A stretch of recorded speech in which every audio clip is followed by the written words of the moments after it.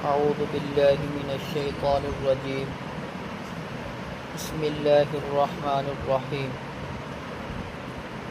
یا داود انا جعلناک خلیفۃ فی الارض، اے داود ہم نے آپ کو خلیفہ بنایا زمین میں، فاحکم بین الناس بالحق، آپ فیصلہ کیجئے لوگوں کے درمیان حق کے ساتھ، انصاف کے ساتھ، ولا تتبع الہوا، خواہشات کی پیروی نہ کیجیے، فیضلک عن سبیل اللہ، وہ آپ کو اللہ کے راستے سے گمراہ کر دے گی۔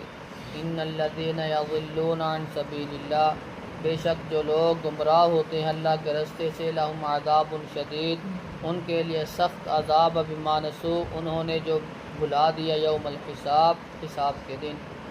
وما خلقنا السماء والارض وما بینہما باطلا، ہم نے آسمان و زمین کو اور جو کچھ ان کے درمیان ہے بیکار پیدا نہیں کیا۔ ذالک ظن الذین کفروا، یہ کہ کافروں نے گمان کیا، فویل للذین کفروا من النار، پس ہلاکت ہے ان لوگوں کے لیے جنہوں نے کفر کیا آگ کی۔ ام نجعل الذین آمنوا، کیا ہم بنا دیں ان لوگوں کو جو ایمان لائے، وعملوا الصالحات، جنہوں نے نیک عمل کیے، کالمفسدین فی الارض، فسادیوں کی طرح زمین میں۔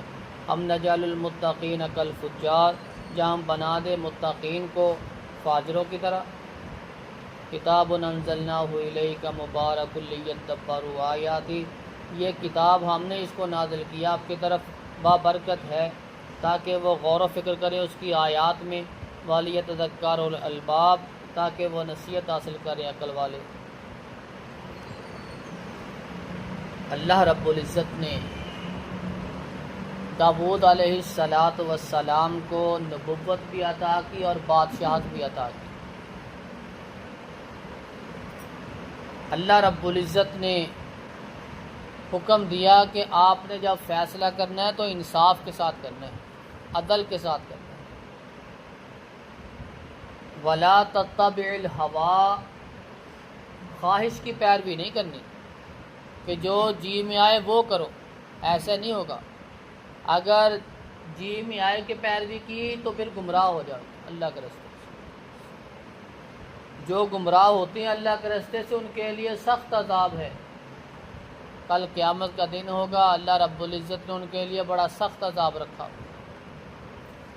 اللہ رب العزت اپنے بڑے ہی پیارے نبی کو یہ تنبیہ کر کہ اپنی خواہشات کی پیروی نہ کرنا ورنہ گمراہ ہو جاؤ گے، سخت عذاب میں مبتلا ہو جاؤ گے۔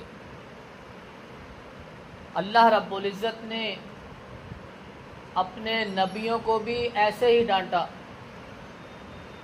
شرک جو خواہش کی پیروی کرتا ہے گویا کہ وہ شرک کرتا ہے، وہ اللہ کے ساتھ اپنی خواہش کو شریک بناتا ہے۔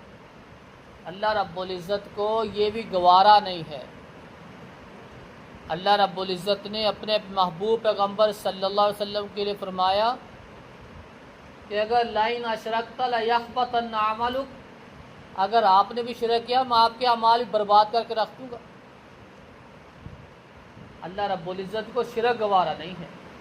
جو خواہش کی پیروی کرے گا گویا کہ وہ اللہ کے ساتھ اپنی خواہش کو شریک کر رہا ہے۔ وما خلقنا السماء والارض وما بینہما باطلا، یہ زمین و آسمان کو بیکار پیدا نہیں کیے گئے، بلکہ اس کے اندر بڑی نشانیاں ہیں اللہ کی ذات کو پہچاننے کے لیے، سمجھنے کے لیے، اس کی ذات پہ صحیح ایمان اور یقین رکھنے کے لیے یہ نشانیاں بہت بڑی بڑی۔ کافروں نے اس چیز میں بھی گمان کیا، شک کیا، اللہ کا انکار کیا، ان کے لیے ہلاکت ہے، بربادی ہے، جہنم کی آگ ہے۔ کیا ہم ایمان والوں کو جو نیک عمل کیا ان کو فسادیوں کی طرح کر دیں؟ کیا دونوں کو ایک ہی طرح رکھ لیں ہم؟ فسادی بھی، بدکار بھی اور نیک بھی، ایمان والے بھی کیا برابر ہوں گے؟ ایسے نہیں ہوگا، ایسے نہیں ہوگا۔ آمنوا وعملوا الصالحات کالمفسدین فی الارض، جو ایمان لائے، جو نیک عمل کیے، وہ فسادیوں کی طرح نہیں ہو سکتے۔ ام نجعل المتقین کالفجار، جو متقی پرہیزگار ہیں وہ فاجروں کی طرح نہیں ہو سکتے۔ یہ کتاب قرآن مجید ہم نے اس کو نازل کیا، بڑی بابرکت کتاب ہے۔ لیدبروا آیاتی، اس کی نازل کرنے کا مقصد ہے تاکہ اس کی آیات پہ غور و فکر کیا جائے، یہ کہتی کیا ہے، تدبر کریں، غور و فکر کریں۔ وَلِيَتَذَكَّرُ الْأَلْبَابُ، اس کی آیات سے نصیحت حاصل کریں۔ جو بندہ اس پہ غور و فکر نہ کرے گا، نصیحت حاصل نہیں کرے گا، اس کے لیے بربادی برباد۔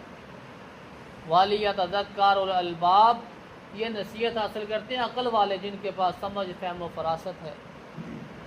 اللہ رب العزت نے ان کو عقل مند کہا جو اس سے نصیحت حاصل کرنے والے، جو نصیحت حاصل نہیں کرتے وہ بے وقوف لوگ ہیں، جاہل لوگ۔ اللہ رب العزت سے دعا ہے کہ اللہ رب العزت ہمیں اس قرآن پہ غور و فکر کر کے اس کی نصیحتوں پہ عمل کرنے کی توفیق عطا فرمائے۔ سبحان ربک رب العزت۔